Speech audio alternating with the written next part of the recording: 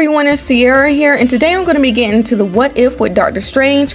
Basically prepare to see Doctor Strange humbled yet again in a much worse way. Now, I've always been a big fan of Doctor Strange. I don't know why. It may have to do with the fact that he's very arrogant, and I tend to like arrogant characters. Personally, I just think arrogant characters are more entertaining and more interesting to watch. Plus, the one thing that all arrogant characters have in common is that they all end up getting humbled eventually. It may not be now, may not be soon, but eventually they end up getting humbled and their whole life changes and they develop.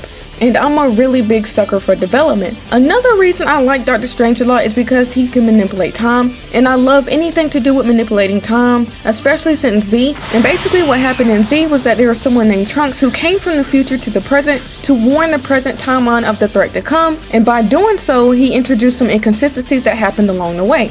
So anyway, this what if series is what if Doctor Strange lost his heart instead of his hands.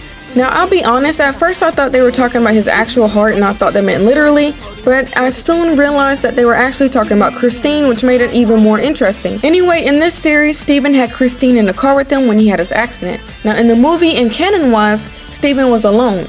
Now, it's a slight change, but it really had a big impact, and we're going to get into how big that impact was. So for the most part, things start off pretty light. Steven goes to pick up Christine because they're gonna head to an event. They both look nice, they're laughing, they're flirting, they're really having a good time. They're heading to this event for Steven, and here's where things start to take a turn for the worse. Steven is behind a truck along a curve, and he decides to make the bad decision to pass the truck. Now, when you're on a curve, you're never supposed to pass anything in front of you that's on a curve. You can't see beyond what you're passing. That's never a good idea. Unfortunately, Steven had to learn the hard way, and after he passed the truck, he was rammed into from behind, and then he ends up flying into a body of water. Now, in the movie, Steven was actually doing a little bit of distracted driving. He was looking at x-rays, all sorts of things that he was not supposed to be doing. Not to mention, this isn't the best of weather to be doing distracted driving in. It's dark and it's rainy. So this accident was definitely his fault. Because he wasn't paying attention, he ended up clipping someone and going off of the cliff. So at this point, three things just happened. He's definitely not gonna make that event. He ruined his car, and he lost his hands. On the other hand, in the series, he just lost Christine. He's just lost the love of his life. And to make matters worse, it was his fault. I can't imagine the guilt one must feel after causing someone else to lose their life. That is a heavy burden to bear. So naturally, Doctor Strange is in this funk, and rightfully so. However, we see that he's still in this funk even 2 years later. Then we see Wong approach him, and he tries to get Strange to join him, and he's basically being a good friend. Wong is trying to help Strange out, trying to prevent him from doing something stupid, and trying to get him out of his feelings. But it was too late at that point because Steven makes up his mind to try to use the Eye of Agamotto to go back in time to avoid the accident. And I gotta say, I can't really fault Steven here, because if I had something in my hands that had the power to go back to a point in time I did not want to happen, I'd probably do it too, not even gonna lie, especially if it was my fault. But anyhow, no matter how many times Steven tried to go back and fix it, it was the same outcome every single time. It was a bit disheartening to see because he seemed so powerless, and that's just a reminder right there how powerless you really are to stop time, to stop things from happening like death. There's literally nothing anyone can do to stop it or reverse it. Come to find out, this is because Christine's passing is an absolute point, so it has to happen. The Ancient One comes and tells him this, and also informs Steven that without Christine's passing, his journey or accomplishments never begins. Doctor Strange then goes to seek out Sorcerer Cagliostro since he supposedly knows how to break an absolute point in time. Instead, Doctor Strange ends up meeting O'Bang, who's the librarian for the Cagliostro book. Now, Doctor Strange doesn't realize it, but here's where things start to take a darker turn for him. He starts getting involved in some very dark stuff.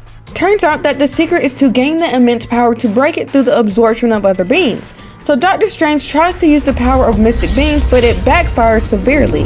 Obviously, Doctor Strange has been warned against this time and time again, but he's adamant about the path he's chosen. So anyway, Doctor Strange continues on. He keeps absorbing mystic beings, all to bring Christine back. Eventually, O'Bang falls ill, which shows just how long Doctor Strange has been at this. Suddenly, we're cutting back to before Doctor Strange used the Eye of Agamotto, and when Strange sees the Ancient One. She reveals that she split him into two, one that pursued the path of reviving Christine, and the one who did nothing but was still in pain and grieving. This basically allowed for two of his possible timelines to occur in one universe. Pretty trippy if you ask me. Anyway, if the evil Steven keeps trying to bring back Christine, which is an absolute time point, it'll destroy the universe.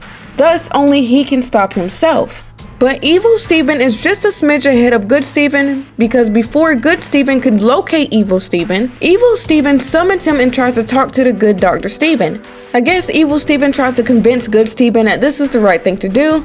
Misguided / evil Steven then takes Dr. Strange to the accident site and further tries to explain that they can save Christine if they become whole again, seeing as their powers are split between the two of them. Now, evil Steven is really adamant about this while good Steven is sticking to his guns and warning him that the world will be destroyed if Christine's saved. Again, it's an absolute point. Of course, they get into a fight because they're not necessarily seeing eye to eye, and evil Steven wins and absorbs good Steven. He succeeds in bringing Christine back, but she's rightfully freaked out. I mean, I would be too. I mean, 1 minute I'm dead, and then I'm alive, and then there's this weird creature in front of me claiming to be Steven. Not only that, the world looks completely different. I mean, it's deteriorating, it looks like it's in shambles. Now, eventually, evil Steven seems to regret his actions when the world starts falling apart, but by then it's too late. I gotta say, I enjoyed this a lot. Again, I love arrogant characters and I love characters with problems, so I really love Doctor Strange. He's one of my favorite Marvel characters, and I think this was pretty interesting. I love how we got two routes, one with evil Steven and one with good Steven. I especially enjoyed the fight between the two. As morbid as this sounds, I'm glad this didn't have a happy ending. In my opinion, we already have one of those, and I like how that worked out and all. But it's just something about time manipulation that really piques my interest. Cause I mean, in reality, there is no winning against time. So it was nice seeing this struggle with Steven, and nice seeing him fail over and over again, no matter how many times he tried to bring Christine back. He even tried standing her up, letting her drive instead of him. He tried ditching the event altogether, not passing the truck he originally passed before the accident, multiple things, and every single last attempt ended with her passing on. I also enjoyed seeing him slowly lose his sanity and becoming more and more consumed.